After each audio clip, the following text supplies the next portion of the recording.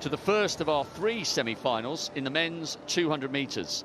Hughes in 6 was by far and away the quickest qualifier. Yes, pushed by a tailwind, but there was something really special about his first 120. And watch for Brendan Rodney outside him in 7. There are only 2 guaranteed spots in the final, with 2 non-automatic qualification places across the 3 semis. Warren Hazel's on the outside for St Kitts. Made the semis 4 years ago over 400 metres. Semi-finalist at the World Youth and World Juniors, so watch for him. 21.17 in qualification. Alexander Nasir Taib of Malaysia, second in heat 7.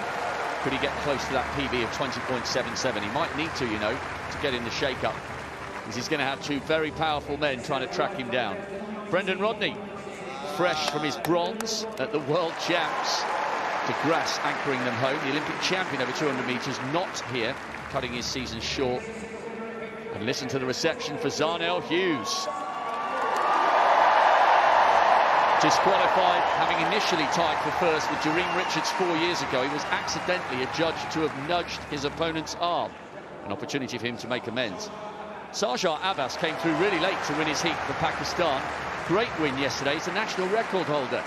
I wonder whether he can continue that good run of form. Kyle Groh, what an experienced operator from Trinidad. 6th in the final 4 years ago.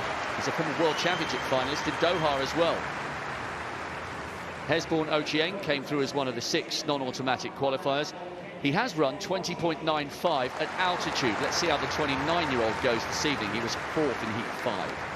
On the inside, but in lane 2, because we're not using 1, Alaba Akintola, 3rd in his heat. He's a national champion from Nigeria, and he's in good shape this year. Maybe he could get in amongst the mix. Akintola goes on the inside in 2 for Nigeria. Ochieng Kenya in 3. Groh, Trinidad in 4. Abbas Pakistan 5. Zarnell Hughes of England in 6. Fastest qualifier. Rodney Canada, bronze medalist in the 4x1 just a couple of weeks ago at the Worlds. He's in 7. Nasir Taib of Malaysia in 8. And Hazel on the outside for St Kitts in 9. Top 2 going through. Watch for Hughes in 6, Rodney in 7, and Akintola, there he is, on the inside in 2. First of 3 semis in the men's 200 metres. Set.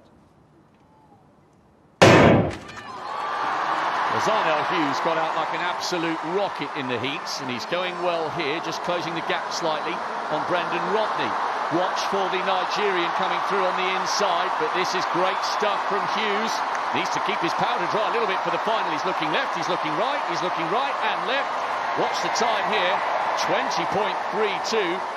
Rodney was in 2nd, and those 2 were by far and away the class of the field. Akintola looked like he might threaten for 3rd down the home straight, but he faded towards the end. 20.32, pushed by a 2.1 metre wind. But the manner in which he turned off the gas in the last 70 tells you there is so much more where that came from. Hughes is desperate for this title, and he's arrived in shape.